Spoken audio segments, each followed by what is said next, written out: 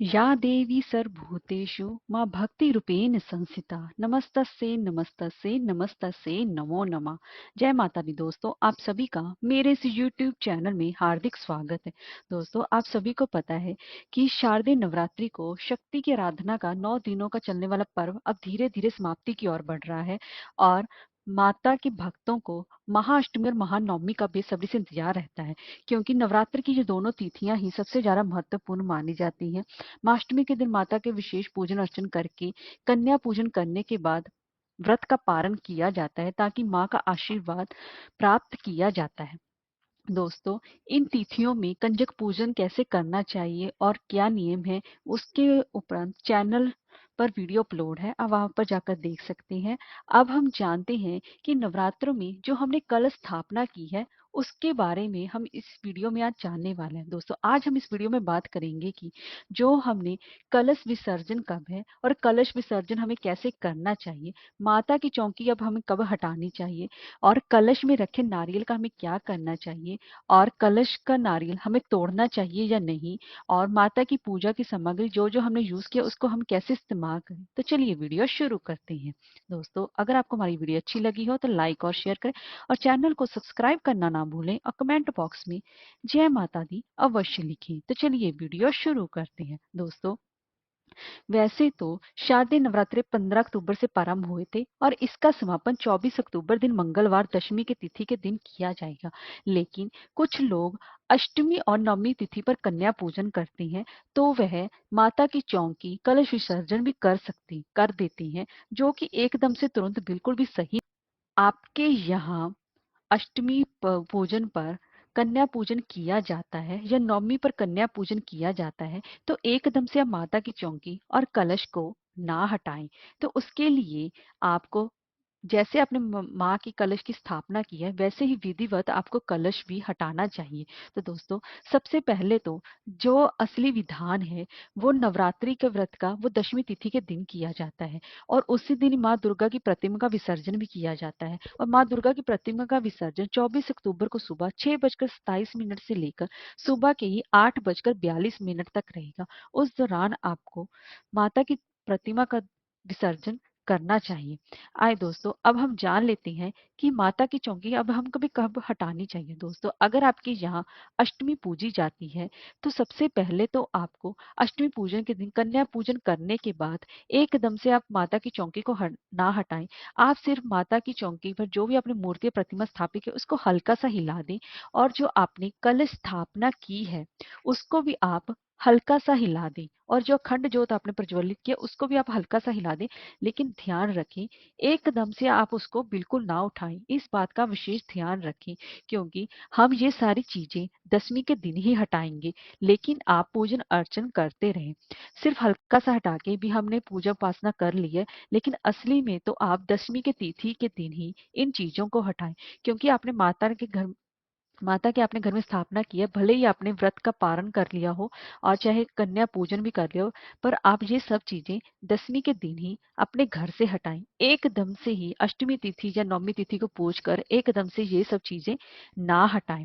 अब जान लेते हैं हमें कलश विसर्जन कैसे करना चाहिए। दोस्तों, जिस तरह की हमें कलश स्थापना के नियम है उस तरह कलश विसर्जन के नियम अनुसार भी होने चाहिए। सबसे पहले तो कलश विसर्जन करने से पहले आपको उनको हाथ जोड़कर प्रणाम करना चाहिए। माँ दुर्गा के मंत्र ओम दुर्गाय नमः का मंत्र का जाप करते हुए कलश विसर्जन की विधि प्रारंभ करनी चाहिए, क्योंकि हम दशमी के दिन दशहरा भी पूजते हैं, तभी हम माता का कलश विसर्जन करेंगे।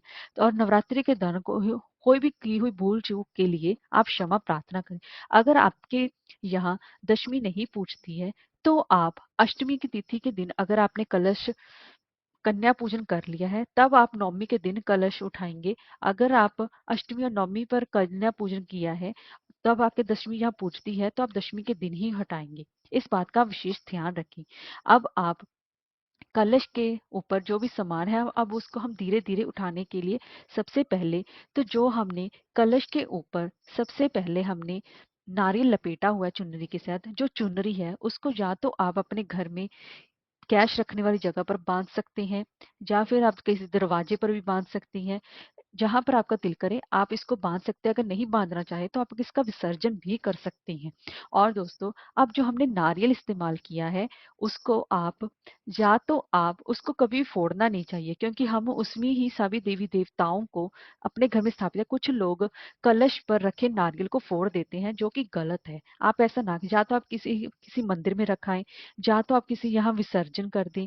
तो ऐसा ही करें, उसको या विसर्जन कर दें या फिर मंदिर में रखाएं, पर उसको अपने घर में आप बिल्कुल भी ना भूल फोड़े नहीं।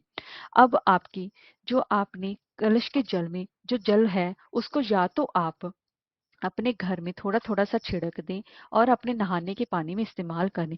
लेकिन जो कुछ लोग मिट्टी का पात्र यूज करते हैं उसमें से बिल्कुल थोड़ा सा ही जल बचता है। जो थोड़ा सा जल बचा है वह आप घर के कोनों पर छिड़क दें, और बाकी का जल आप उसमें या तो आप पौधों में भी डाल सकते हैं, अपने नहाने के पानी में भी इस्तेमाल कर सकते हैं।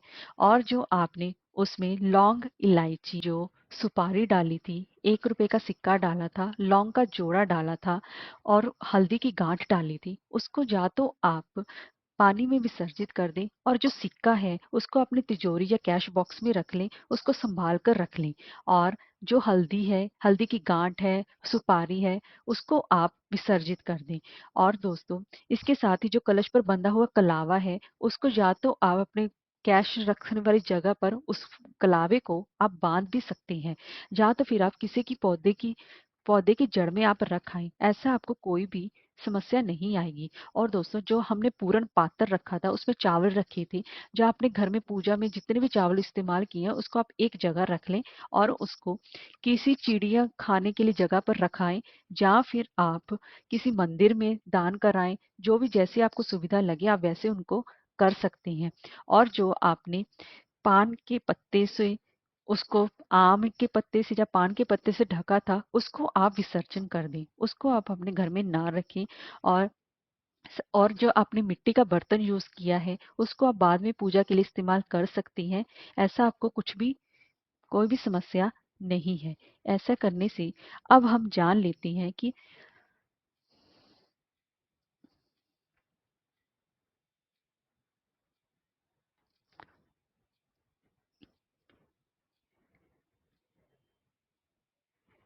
और जो दोस्तों, और जो हमने ज्वारे बोए हैं उसको हमारे यहाँ दशमी के दिन पूजा जाता है। वो वह माँ दुर्गा और भगवान राम जी को चढ़ाए जाते हैं, और घर के बड़ों को और बेटों को जौ से पूजा जाता है। अगर आपके यहाँ ऐसा करने का कोई भी रिवाज नहीं है तो आप शाम के समय उन जौ को विसर्जन कर दें, और उसमें से कुछ जौ आप अपने कैश बॉक्स में अवश्य ही रख लें। ऐसा करने से आपके घर में सुख समृद्धि बनी रहेगी। जय माता दी।